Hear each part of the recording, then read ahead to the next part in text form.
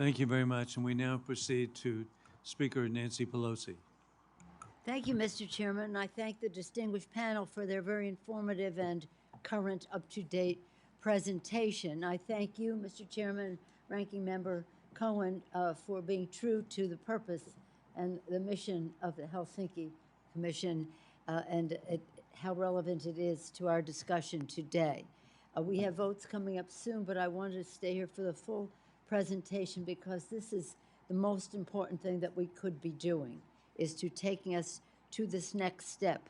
The beautiful presentation of President Zelensky, not beautiful in terms of its strength, in terms of its courage, in terms of its purpose, and the presentations that you have made have been very important. My question, we've talked about weapons and use in that, is about person power.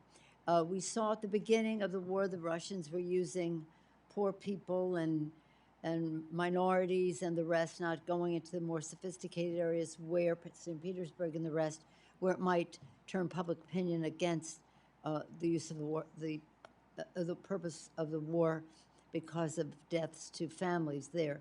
And now I'd like you to tell us where you see it, because isn't it a sign of weakness on the part of Putin that he has to go outside the country and get North Koreans to come in and fight his war? What is the attitude that you see from the Russian people? We read about the bonus that families get if their child dies in war. They get money and they're poor, and so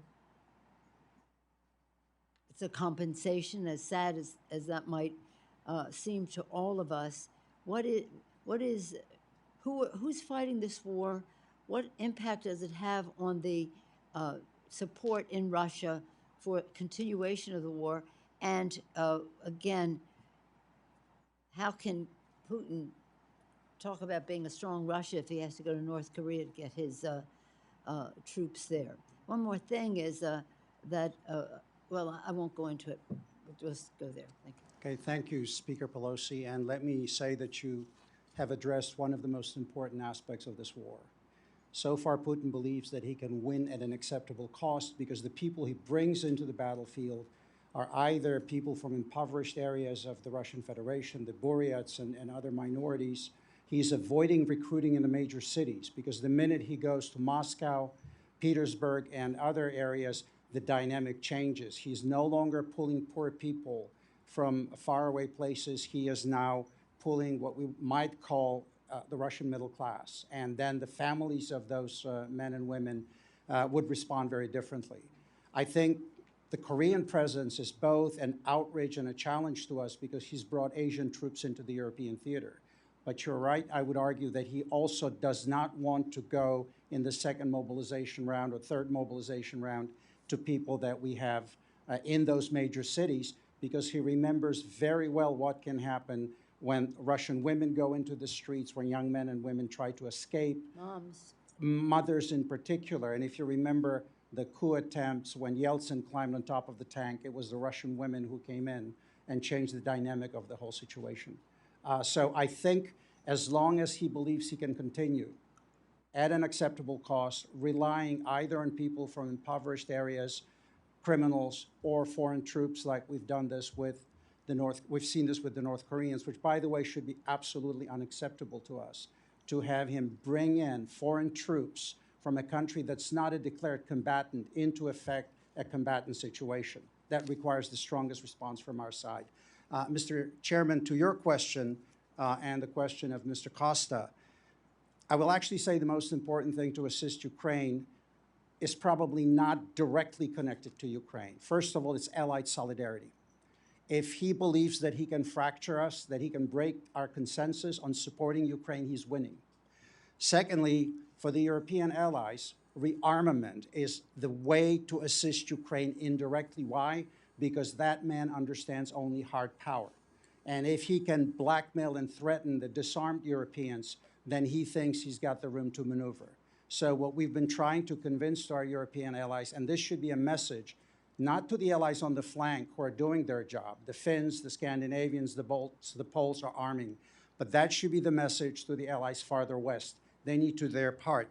And finally, he has to believe he can't cut a deal that would take him to his, in effect, pre-1999 situation.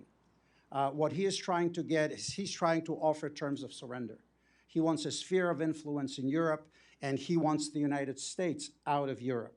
So much is riding on Ukraine. If Ukraine emerges from this crisis as a vibrant, successful democracy, the whole region will change.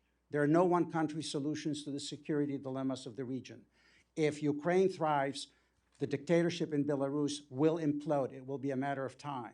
If you look at the young men and women who stood in the streets in Minsk when the election was stolen, that's where Ukraine was in 1991. That's an emerging national identity. That's the drive for democracy and freedom. We're looking at the last imperial power in Europe. And if you look at the number of nations, the Russians like to call them nationalities, that are within the frame of the Russian Federation, that's what we're looking at. And finally, to our European allies, the best way to communicate to the Russians that there is no going back, seize their assets that are currently in the West. And number two, convince our allies that if we start really physically dismantling the Nord Stream pipelines, he will get the message. One thing that we've been trying to do without success was to declare Russia a terrorist state so that the effect of the sanctions would be more forceful. I don't know if it's too late for that. Could you speak to that? It's never too late, Madam Speaker, but I would also add to this, in light of everything that Russia has done, why are we still maintaining the Russia-NATO Founding Act? Why are we still pretending that what he's done has not effectively undone the entire framework post-Cold War? He has suffered no consequences. In 2008, he invaded Georgia. He got a slap on the wrist. Nord Stream 1 was completed. He invaded Crimea in 2014. Nord Stream 2 was started. Again, a slap on the wrist. He butchered Syria at Aleppo. He went into the Middle East as a great, deal maker in the region, controlling migration flows. He expected the same thing in Ukraine. And Madam Speaker, I tell you, had the Ukrainians not fought, we would probably have been in a horrible situation today. So they're fighting for the stability and security of Europe, the entire balance of power in the region. They're the best NATO allies that we don't have in the alliance, and I think that's something we should redress. Mr. Chairman, just say in closing that when Svetlana is here and we talk about Belarus and you addressed that thrilling excitement in the streets about Belarus, that gives us hope that there's some there. In other words, we should be doing more because it's not in a vacuum. It's with opportunity, shall we say, in Belarus. And then also, in terms of what the foreign minister said, the price of appeasement is just too great. Thank you all so much. Thank you. Thank you, Madam Speaker, and thank you, Dr. Michter. We now proceed